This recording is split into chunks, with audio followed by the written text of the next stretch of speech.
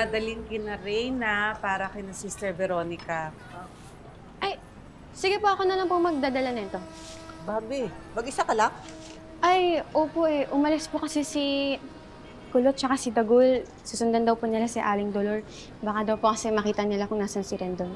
Silang dalawa lang? Bakit hindi sila nagsabi sa amin? Nasaan na ba si Kidlat? Ang alam ko, nagro-ronda sila. Pero dapat nakabalik na yun. Ay, actually po nag-text si Kidlat kanina. Ano sabi?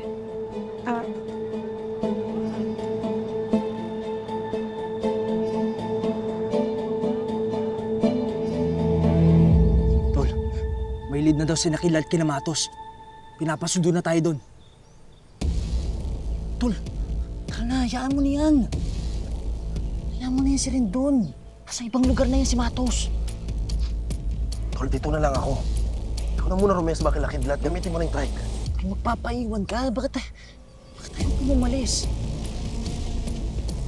Dito nga si Rendon. Malamang pupunta rin yung si Matos. Dito na muna ako para may lookout. All bases covered, ika nga. Sige na, umalis ka na. Kaya ko na to. Yung tama ang hinala mo at dumating si Matos. Kailangan mo ng tulong ko. Hindi kita iiwan, Tol. Sige na, alis na ako. Sige na, malis ka na. Buksan mo yung gate.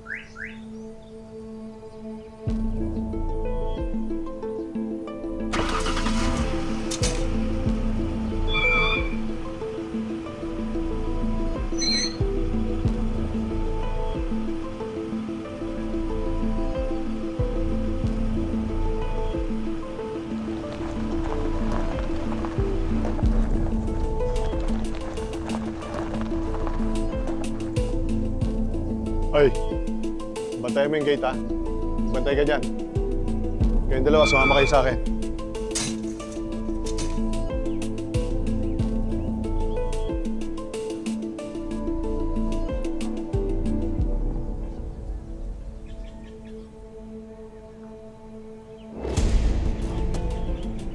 Magkakataon na natin to.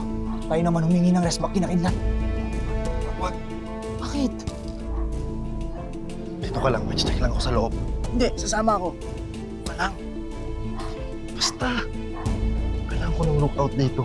Pang tayo mo sa akin, baka mawala.